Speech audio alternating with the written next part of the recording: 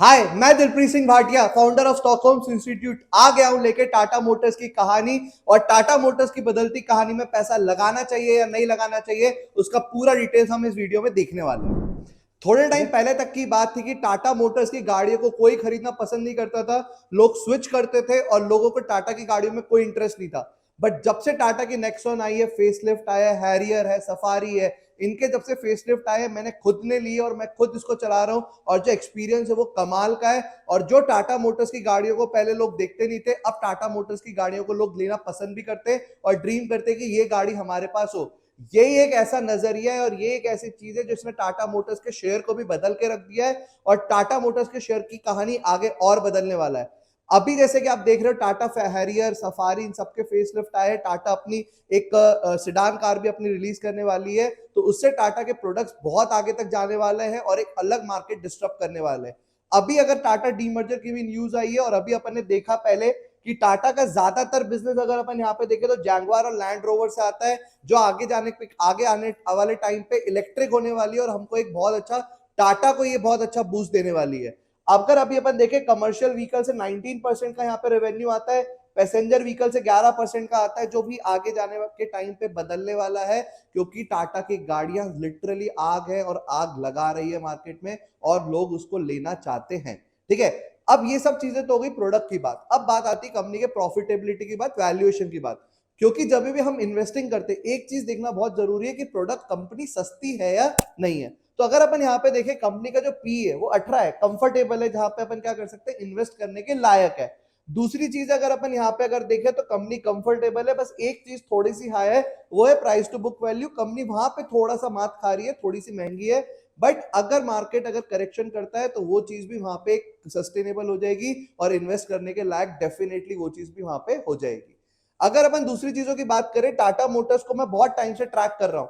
का मैनेजमेंट ये बोलता था कि हम इसका डेट कम करेंगे, डेट कम करेंगे, इलेक्ट्रिक गाड़ियां लेके आएंगे, तब हमारी कंपनी एक अलग ही लेवल पे पहुंच जाएगी। डेट कम करने की तरफ टाटा मोटर्स बढ़ चुका है। टाटा मोटर्स ने डेट कम करना कर दिया है, जो एक कहीं ना कहीं बहुत बड़ा पॉजिटिव साइन है। तो गाड़ियां इलेक्ट्रिक भी ला रही हैं, गाड़ियां आग भी लगा रही है और डेट भी कम हो रहा है। तीनों पॉजिटिव साइन है जो टाटा मोटर्स को एक बड़ी बढ़त दे सकता है आने वाले टाइम में।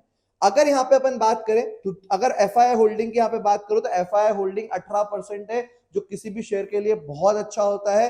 अगर एफआई का भरोसा इस कंपनी के ऊपर है तो ये कंपनी हम जैसे रिटेलर्स के भी इन्वेस्ट करने के लायक यहाँ पे बन सकती है। बस वैल्यूएशन और एफआई होल्डिंग की तो बात हो गई। अब बात करते हैं ऐसी चीज पर जिसको मार्केट पर सबसे ज्यादा प्यार होता है, वो होता है पैसा, कि कंपनी पैसा कमा रही है या नहीं कमा रही। तो अगर अपन यहाँ पे देखें 2021 की बात करें, इसका नेट प्रॉफिट था -13,000 करोड़, 22 में था -11,000 करोड़, 23 में इसका प्रॉफिट आया 2600 करोड़, मतलब कंपनी नेगेटिव से पॉजिटिव आई। और पिछले 12 महीने में कंपनी का प्रॉफिट है 19,000 करोड़। अगर आप उठा के देखो पूरे टाइम पे, कभी भी 12 साल में उठा के देख लो, एक बार भी कंपनी का प्रॉफिट इतना बड़ा नहीं था। इसका मतलब कंपनी टर्न अराउंड करना चालू कर दी है और कंपनी ने यहाँ पे नंबर्स में भी यहाँ पे भरोसा दिखाना स्टार्ट कर दिया कि भैया हम पैसा कमा सकते हैं। अभी तक अपन ने बात करी कंपनी के पी&एल स्टेटमेंट की, जो बता रही है कि कंपनी प्रॉफिट एंड लॉस कमा रही है या नहीं कमा रही। बट पी&एल स्टेटमेंट में उधार भी होता है, लेकिन अगर कंपनी के पास एक्चुअल में पैसा आ रहा है या नहीं आ रहा, वो बताता है कैश फ्लो स्टेटमेंट। अगर मैं कैश फ्लो स्टेटमेंट में जाऊं और प्रॉफिट्स की बात करूं तो ये प्रॉफिट है 41,000 करोड़ का, जो पिछले 8 साल का हाईएस्ट है।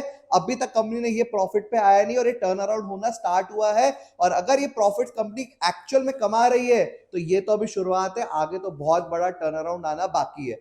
अब बात आती है कि जब भी अगर अपन यहाँ पे देखते हैं कि प्रॉफिट्स के बाद मेन आता है कि भैया इन्वेस्टर्स का भरोसा है कि नहीं कंपनी पे। तो अपन नीचे चलते हैं और यहाँ पे अपन जाके देखते हैं कि कंपनी में एफआई कितना इन्वेस्ट कर रही है और उनका इन्वेस्टमेंट कितना ज्यादा बड़ा है।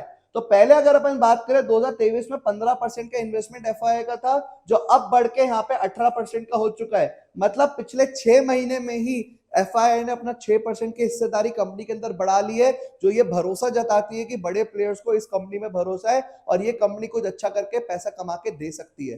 तो सबसे इंपॉर्टेंट चीज होती है कि जब भी अपन फंडामेंटल देखते हैं तो ये चीजें अपन को पास्ट और प्रेजेंट बताती है कि कंपनी का पास्ट क्या था, ठीक था भैया, कमा रही थी, लेकिन उसका प्रेजेंट सुधरना चालू हो चुका है। लेकिन कंपनी वो पैसा कमा के देती है जिसका फ्यूचर ब्राइट हो। एंड टाटा मोटर्स ने अभी ब्राइट फ्यूचर की तो शुरुआत करी है, तो ऐसे सिचुएशन में अपन को डेफिनेटली पैसा लगाना चाहिए।